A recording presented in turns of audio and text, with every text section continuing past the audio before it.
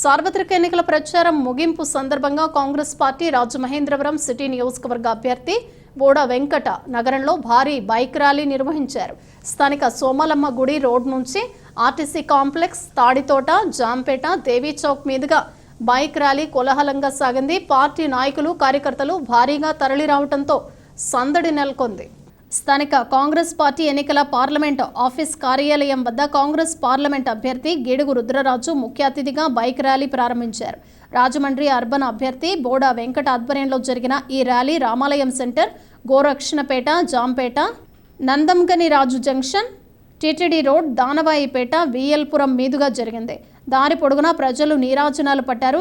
చేతులు ఊపుతూ హస్తానికి తమ మద్దతు తెలియజేశారు. ఈ కార్యక్రమంలో మాజీ ఎమ్మెల్యే లింగంశెట్టి ఈశ్వరరావు, సిపిఐ జిల్లా కార్యదర్శి తాటిపాక మధు, వంగమూరి కొండలరావు, బెజవాడ రంగారావు, అధికార ప్రతినిధి కొవ్వూరి శ్రీనివాస్, బర్రే సుబ్రహ్మణ్యం, ఇజ్జరౌతు విజయలక్ష్మి, చింతాడ వెంకటేశ్వరరావు, బత్తిన సుబ్బారావు, గట్టి నవతారకేష్, శెట్టి ప్రతాప్, శివాజీ తదితరులు పాల్గొన్నారు.